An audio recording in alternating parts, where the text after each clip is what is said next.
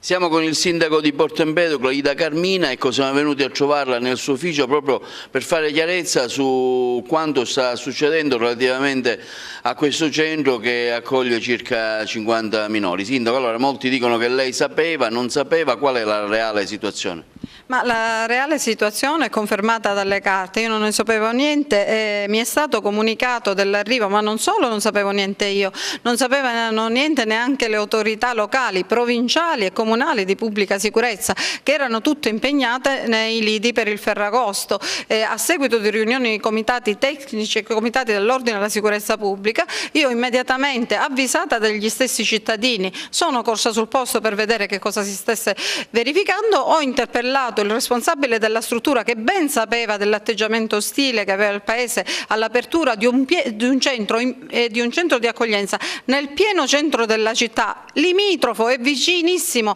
a tutti gli esercizi commerciali,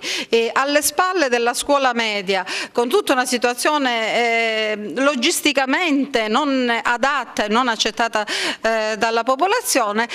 hanno fatto una sorta di blitz, perché non hanno comunicato niente a nessuna autorità, li hanno fatti infilare lì dentro e stavano sorgendo questioni con i commercianti radunati. Sì, questo è confermato dalle carte, perché qua io ho la lettera, la PEC con cui è stato inviata al Comune, che dice che hanno inviato loro al Comune alle 19:27 del 14 agosto la comunicazione che sarebbero arrivati questi immigrati, quando già erano dentro nella struttura, e non solo, ben sapendo che il 14 agosto alle 19:27 nessuno avrebbe potuto recepire questa PEC e stamparla e darla al sindaco. Infatti al protocollo del Comune questa PEC ha la data del 16 agosto e come era ovvio e naturale. Tutto questo naturalmente ha ingenerato una reazione alla popolazione, anche purtroppo antivandalici, perché le cose mal gestite, questo tipo di situazioni che sono molto delicate, la popolazione va ascoltata, preparata, dovrebbe essere un percorso condiviso e non imposto dall'alto, senza che peraltro il primo cittadino, responsabile voce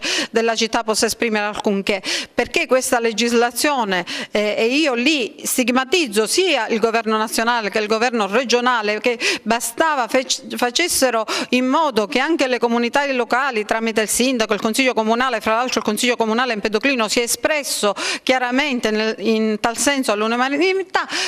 fosse data voce alle comunità locali perché tante cose possano essere evitate. Porto Empedocle è un paese accogliente, lo è sempre stato, è devoto a un santo nero al quale facciamo una bellissima festa i primi di settembre, emozionante, e non ha mai avuto problemi di accoglienza. Noi già ospitiamo 35 minori in una zona meno centrale del paese, abbiamo avuto un centro SPAR in via Lincoln, in prossimità del centro, non ci sono mai state reazioni